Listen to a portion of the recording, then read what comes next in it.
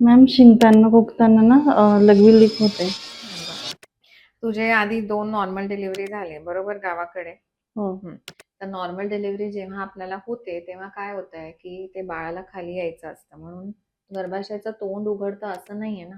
तिथले जे मसल्स आहेत ना खालचे ते पूर्ण असे स्ट्रेच होतात.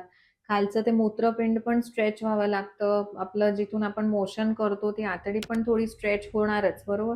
ते सगळे स्ट्रेच झालेले मसल्स आणि ऑर्गन्स जे आहेत ते मग डिलिव्हरी नंतर तसे लूज राहून जातात बरोबर आहे. आणि यांची तर 2-2 डिलिव्हरी झाली म्हणून ते अजून लूज झालेले. सो ते मसल्स जे आहेत त्यांना स्ट्रेंथ परत कशी येणार? नंबर 1 तर तुम्हाला माहितीच आहे, कितींदा मी सांगितलंय, प्रोटीन तुम्हाला व्यवस्थित आहारात, फ्रुट्स व्यवस्थित खायचे, म्हणजे ते पेशंटला स्ट्रेंथ रिगेन करण्यात हेल्प करतं. दुसरं म्हणजे ते खालच्या मसल्सची एक्सरसाइज नाही का आपण करायला पाहिजे. जसे आपल्याला माहिती आपण जिमला जातो तर परत मग मसल्स रिबिल्ड होतात आपले, राईट? की मसल्सला स्ट्रेंथ भेटते आपल्याला, राईट? सो खालचे जे पेल्विक फ्लोरचे मसल्स आहेत त्या भागाच्या एक्सरसाइजेसला आपण कीगल्स एक्सरसाइजेस असं म्हणतो. तर कीगल्स एक्सरसाइजेस मध्ये काय करायला पाहिजे आयडियली? खालची जी जागा आहे ना आपली, जेव्हा आपल्याला बघा आता मोशन समजा आपल्याला करायला जायचंय आणि आपल्याला माहिती आहे की वॉशरूम खूप लांब आहे, मग आपण ते थोडंसं टाईट धरतो कारण आपल्याला माहिती आहे वॉशरूम खूप लांब आहे बरोबर.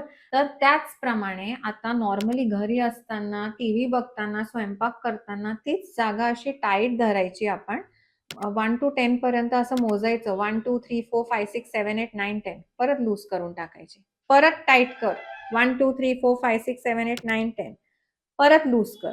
सो अशा ह्या प्रकारे लघवीची जागा पण आणि मोशन्सची जागा पण जर टाईट केली up to the count of 10 मग लूज केलं, हे अशा एक्सरसाइजेस आपण कंटिन्युअसली जर करत राहिलो तर 3 महिन्यांमध्ये तुला डेफिनेटली रिझल्ट भेटायला पाहिजे, कारण तू खालचे एक्सरसाइजेस करून ते मसल्सला थोडी स्ट्रेंथ देणार आहेस. समजलं? हो. ते स्टार्ट कर आणि मला सांग 3 महिने. चालेल. डन. हो. तुम्ही पण करा, तुम्हाला पण फरक जाणवेल, आय एम शुअर. ओके.